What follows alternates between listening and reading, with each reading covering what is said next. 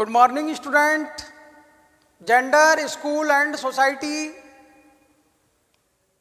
BA BEd, BSc BEd, 4th year, Nirmal TT college में आपका online classes में हार्दिक अभिनंदन है। प्रशिक्षणार्थियों, मैंने जेंडर इक्वलिटी के अंतर्गत, लिंग समानता के अंतर्गत आपको लिंग समानता की आवश्यकता के बारे में बताया। आज मैं आपको co-curricular activities and gender equality, सहगामी क्रियाएं, सहगामी गतिविधियां और लिंग समानता पढ़ाने के लिए जा रहा हूं। प्रशिक्षणार्थियों,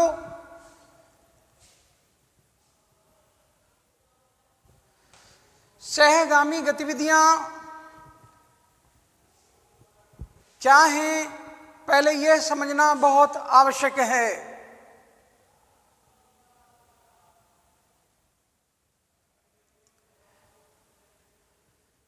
विद्यालय में पाठ्यक्रम के अंतर्गत 2 प्रकार की गतिविधियां होती हैं, पाठ्यक्रम गतिविधियां और पाठ्यक्रम सहगामी गतिविधियां। पाठ्यक्रम गतिविधियों के अंतर्गत आपको पाठ्यपुस्तकों का अध्ययन कराया जाता है, प्रयोगशाला में प्रयोग करके दिखाए जाते हैं। ये सारा का सारा पाठ्यक्रम के अंतर्गत आता है और पाठ के अंतर्गत आता है।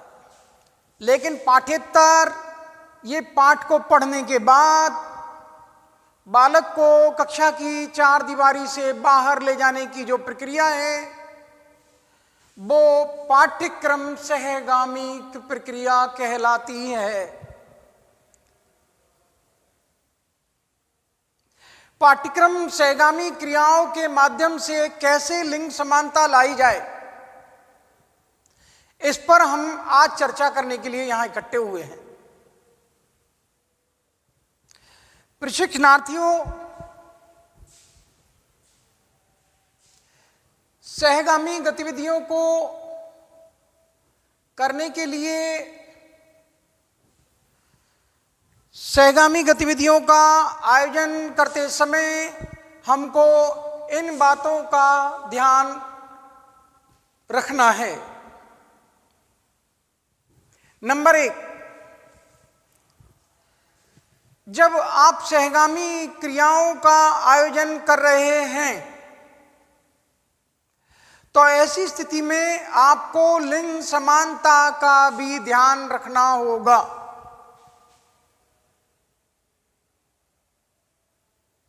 ऐसा ना हो कि आप सहगामी गतिविधियों में लड़कों को ही हिस्सा लेने के लिए प्रोत्साहित करें।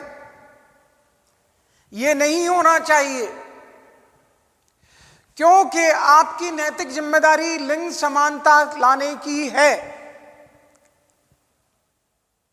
और लिंग समानता लाने के लिए आपको लिंग को समान निर्धारित करना होगा। उनको जो भी कार्य सौंपे जा रहे हैं वो लड़के और लड़की के लिए समान रूप से सौंपे जाने चाहिए।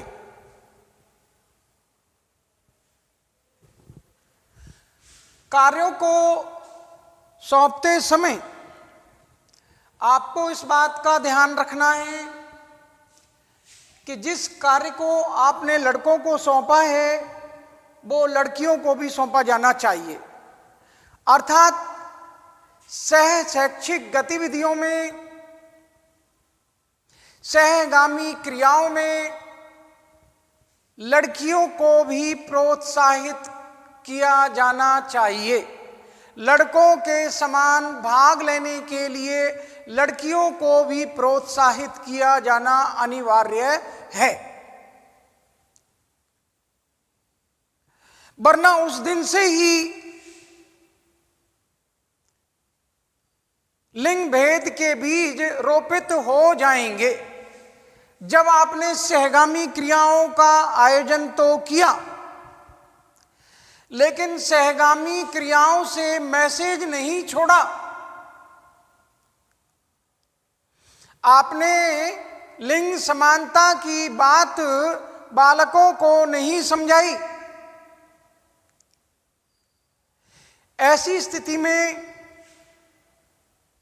लड़कियों को ये भेद, लड़कों के साथ जो आपने प्रोत्साहन दिया और लड़कों को भाग लेने के लिए प्रोत्साहित किया और लड़कियों को किनारे पर लगा दिया, ऐसी स्थिति में ये लिंग भेद बढ़ जाएगा, लिंग समानता नहीं लाई जा सकती है। प्रशिक्षणार्थियों, जब आप सहगामी गतिविधियों का आयोजन कर रहे हैं तो आपका नैतिक दायित्व ये बनता है कि आप लिंग समानता को मद्देनजर रखते हुए आप छात्राओं को भी प्रोत्साहित करें इन गतिविधियों में भाग लेने के लिए, जैसा कि आपने छात्रों में लड़कों को कर रखा है। ठीक उसी प्रकार से लड़कियों को भी प्रोत्साहित किया जाना चाहिए। नंबर 2, जब टूर की बात आती है, एजुकेशनल टूर पर जब जाने की बात आती है, तो आपका नैतिक दायित्व ये बनता है कि शैक्षिक भ्रमण पर ले जाते समय आप लड़कों के साथ में लड़कियों को भी लेकर जाएं। नंबर 1, शैक्षिक भ्रमण पर ले जाते समय लड़कों के साथ में लड़कियों को भी ले जाना है और महिला टीचर के साथ में लड़कियों को शैक्षिक भ्रमण पर अलग से भी भेजना चाहिए। तब तो लिंग समानता बरकरार रहेगी, तब तो लिंग समानता लाई जा सकती है, जब तो जेंडर इक्वलिटी स्पष्ट रूप से दिखाई देगी। और जब आपने लड़कों को एजुकेशनल टूर करा दिया है, शैक्षिक भ्रमण पर ले गए हैं, सरस्वती यात्राएं करा दी हैं, ऐतिहासिक स्थलों का भ्रमण करा दिया है, भौगोलिक स्थलों का भ्रमण करा दिया है, और आप कोई राजनीतिक पार्लियामेंट या विधानसभा का भ्रमण कराने के लिए लड़कों को तो ले गए हैं, और जब वो वहाँ से टूर कर कर लौटेंगे तो लड़कियों में अपने आप को लेकर हीन भावना समाहित हो जाएगी और वो स्पष्ट रूप से लिंग भेद के रूप में दिखाई देगी।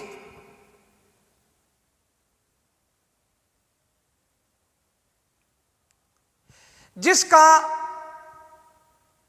सवालिया निशान शिक्षक के ऊपर खड़ा होगा, इन गतिविधियों के आयोजनकर्ता के ऊपर खड़ा होगा कि सहगामी गतिविधियां किस संस्था प्रधान ने या किस शिक्षक ने या शिक्षण संस्था के मालिक ने ये गतिविधियां आयोजित की हैं, जिसमें लड़कियों को किनारे पर लगा दिया गया, उनको कक्षा में पढ़ता हुआ छोड़ गए और लड़कों को टूर करा लिया गया।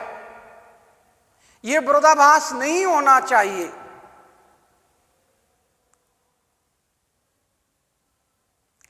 अगर आप लिंग भेद को मिटाने का कार्य नहीं करते हैं इन गतिविधियों के माध्यम से, तो इन गतिविधियों का कोई औचित्य नहीं रह जाता है। आपके लिए इन सहगामी गतिविधियों को आयोजन करने का मकसद यही है कि बालकों में शिक्षण के साथ साथ सहगामी गतिविधियों के माध्यम से, पाठ्यक्रम सहगामी क्रियाओं के माध्यम से उसके व्यक्तित्व का विकास किया जा सके और उसके व्यक्तित्व का चहुमुखी विकास हो जाए। इनका उद्देश्य यही है।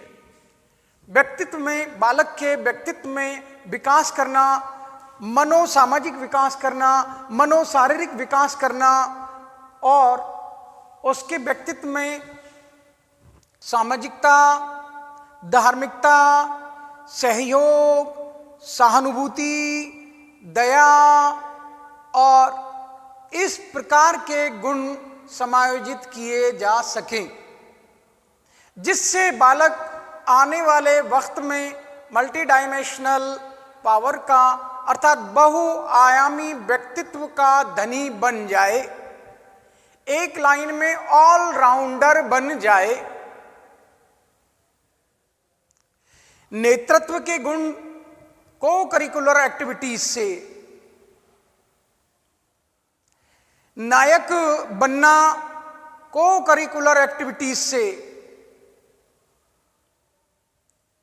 सामाजिकता के गुण को करिकुलर एक्टिविटीज से, इन तमाम गतिविधियों से बालक सामाजिक प्राणी या सामाजिकता उसमें कूट कूट कर भर दी जाती है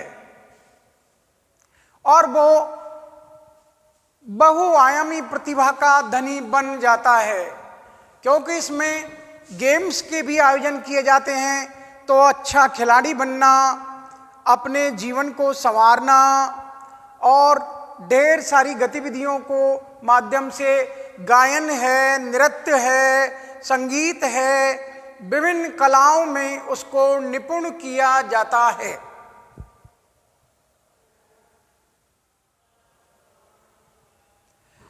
सांस्कृतिक गतिविधियां इसीलिए आयोजित की जाती हैं कि बालक अच्छा भाषण देना सीख जाए, अच्छा लिखना सीख जाए, अच्छा करना सीख जाए, अच्छा कहना सीख जाए और उसमें अच्छाइयां समाहित हो जाएं। प्रशिक्षणार्थियों, शैक्षिक भ्रमण पर ले जाते समय आपको लड़के और लड़कियों को साथ ले जाना है,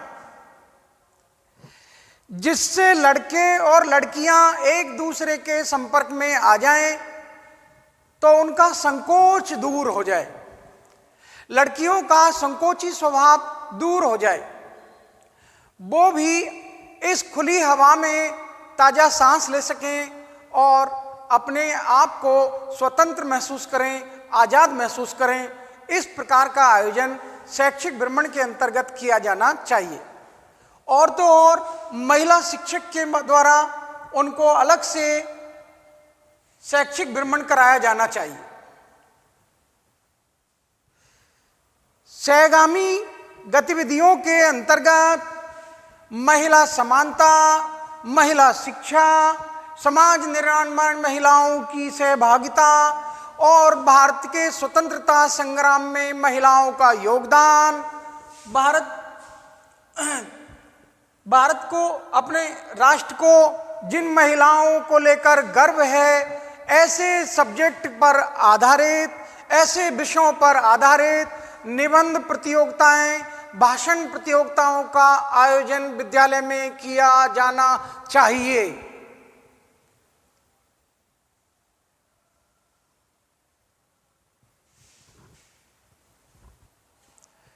महिलाओं का समाज में योगदान, हमारे राष्ट्र की गौरवान्वित महिलाएं, महिला शिक्षा में अग्रणी महिलाएं और स्वतंत्रता संग्राम में योगदान करने वाली महिलाएं, इस प्रकार के टाइटल वाले, शीर्षक वाले निबंधों का, भाषणों का विद्यालय में आयोजन किया जाना चाहिए।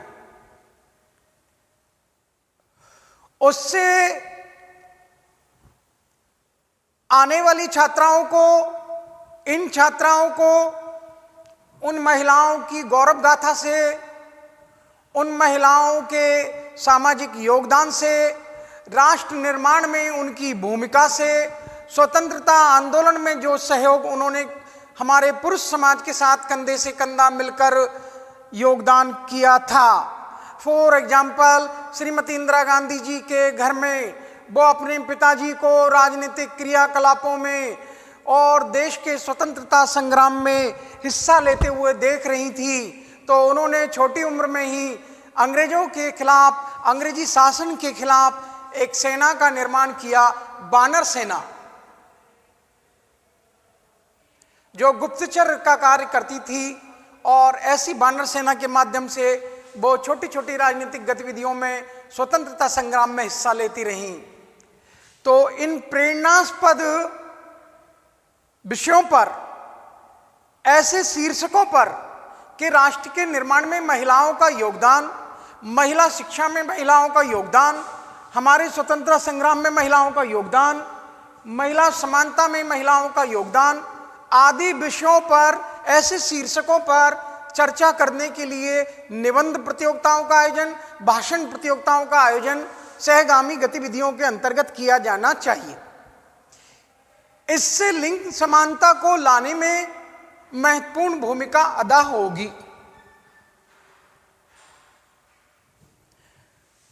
प्रशिक्षणार्थियों, विद्यालय में सहगामी गतिविधियों के अंतर्गत इंटरनेशनल वीमेंस डे अर्थात अंतर्राष्ट्रीय महिला दिवस का आयोजन किया जाना चाहिए। महिला दिवस पर आयोजन करने से महिलाएं अपने आप को गौरवान्वित महसूस करेंगी और वो समाज का जो अब तक एक दोयम दर्जे की मान्यता दे रखी है, तो वो अपने आप को पुरुष के समकक्ष खड़ा महसूस करेंगी। और हम यही चाहते हैं, लेखक यही चाहते हैं कि लिंग समानता एन के इन प्रकार किसी भी प्रकार से समाज में, देश में लाई जाए।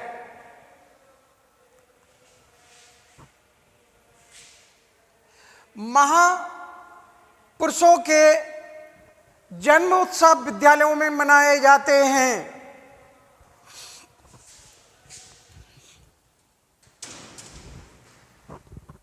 ठीक उसी प्रकार से जिस प्रकार से हम अपने विद्यालय में महापुरुषों के जन्मोत्सव मनाते हैं, फॉर एग्जाम्पल स्वामी विवेकानंद जी की जयंती या महात्मा गांधी जी की जयंती या हमारे महापुरुष जो भी है महावीर स्वामी की जयंती, गौतम बुद्ध की जयंती, गुरु नानक देव साहब की जयंती या जितनी भी महापुरुष और हुए हैं उनकी हम जयंतियां विद्यालय में मनाते हैं। महर्षि दयानंद सरस्वती हो या शिक्षक दिवस हो जो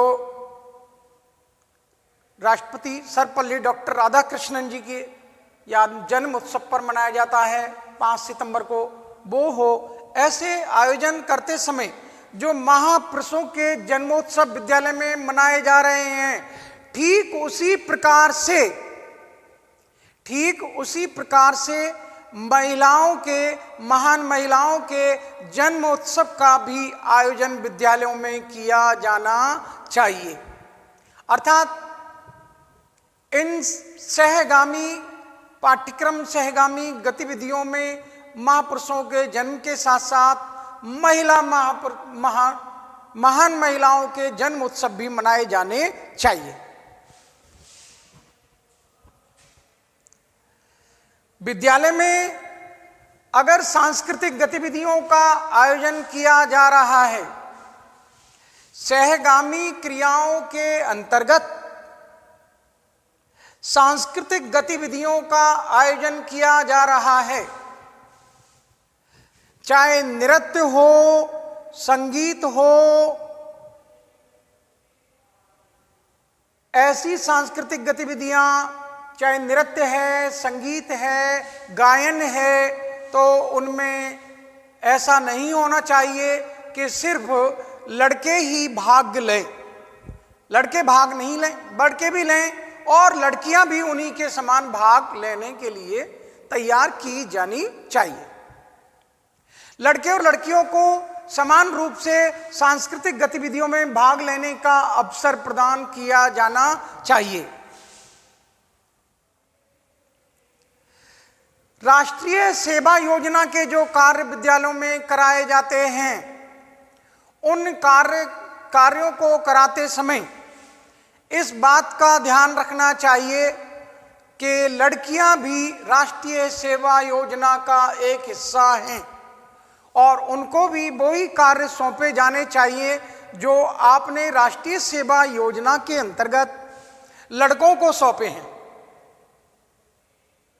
इन कार्यों को समान रूप से सौंपा जाना चाहिए।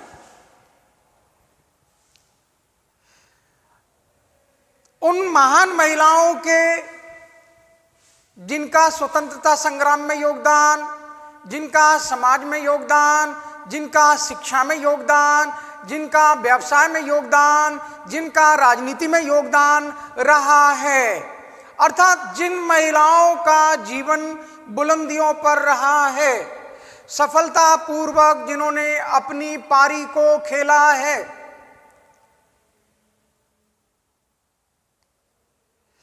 चाहे विज्ञान का क्षेत्र हो, चाहे तकनीक का क्षेत्र हो, चाहे सेना का क्षेत्र हो, चाहे पुलिस का डिपार्टमेंट हो, चाहे मेडिकल सेवाएं हो, चाहे वो इंजीनियरिंग का क्षेत्र हो, देश की उत्कृष्ट महिलाओं के चित्र आदि भी संग्रहित किए जाने चाहिए। कल्पना चावला, सरोजिनी नायडू, महारानी Lakshmibai, doctor Annie Besant, Pratibha Patil, बहन कुमारी मायावती, श्रीमती वसुंधरा राजे, ममता बनर्जी, ये सोनिया गांधी, प्रियंका गांधी, ये ऐसे नाम हैं जो देश के उत्कृष्ट कार्य करने वाली महिलाएं हैं। इन महिलाओं के चित्र आदि भी छात्रों से बनवाए जाएं, और नहीं बना सकते हैं तो वो इनके चित्रों को संग्रहित करें, जिससे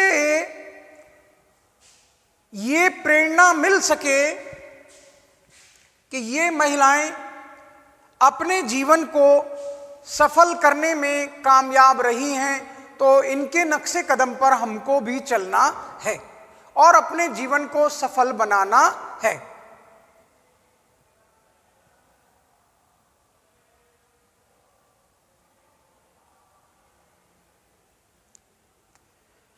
बहुत सी मुस्लिम महिलाएं भी हुई हैं, रजिया बेगम, नूर जहां, चांद बीबी, बेगम हजरत महल, जिनसे प्रेरणा ली जा सकती है। इन्होंने किस प्रकार से राजनीतिक नेतृत्व किया, अपने शासन की सत्ता की बागडोर संभाली और देश की स्वतंत्रता संग्राम में इनकी क्या योगदान रहा।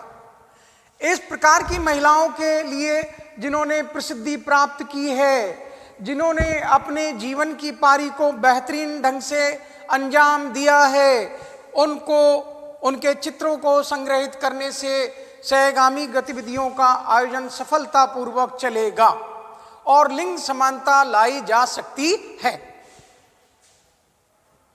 प्रशिक्षणार्थियों, इन तमाम बातों को पढ़ाने के पीछे मकसद यही है कि आप इन सहगामी गतिविधियों का आयोजन करते समय ये सावधानी रखें और इसके माध्यम से आप अपने विद्यार्थियों को ये प्रेरणा प्रदान कर सकें